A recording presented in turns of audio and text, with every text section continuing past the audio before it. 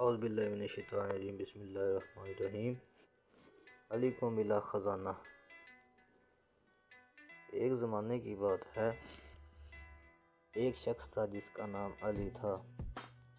وہ ایک چھوٹے سے گاؤں میں رہتا تھا اور اپنی زندگی کو بے مقصد طریقے سے گزار رہا تھا۔ ایک دن اس نے فیصلہ کیا کہ وہ اپنی زندگی کو ایک نئے موڑ پر لانا چاہتا ہے اور ایک بڑا سفر کرنا چاہتا ہے۔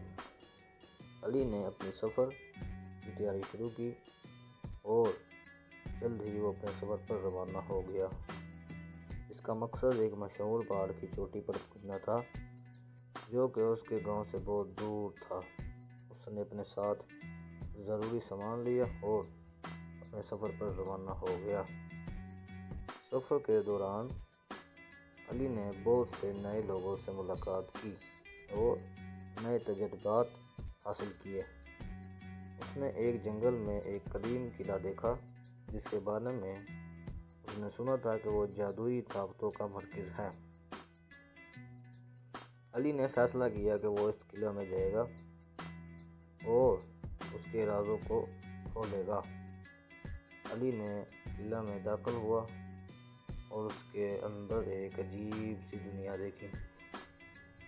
اس نے ایک جادوئی کتاب دیکھی جس میں اس کے بارے میں لکھا تھا کہ وہ ایک منتخب شخص ہے جو کہ جادوئی طاقتوں کا مالک بن سکتا ہے۔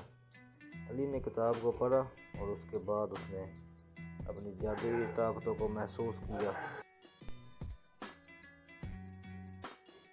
علی نے اپنی جادوئی طاقتوں کا استعمال کرتے ہوئے قلعہ کے رازوں کو کھولا اور اس کے اندر چھپے ہوئے خزانوں کو پایا۔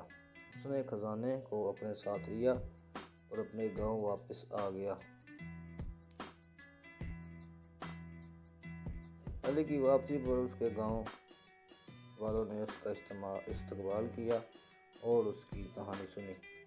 علی نے اپنی جادوئی طاقتوں کا استعمال کرتے ہوئے گاؤں والوں کی مدد کی اور ان کی زندگیوں کو بہتر بنایا۔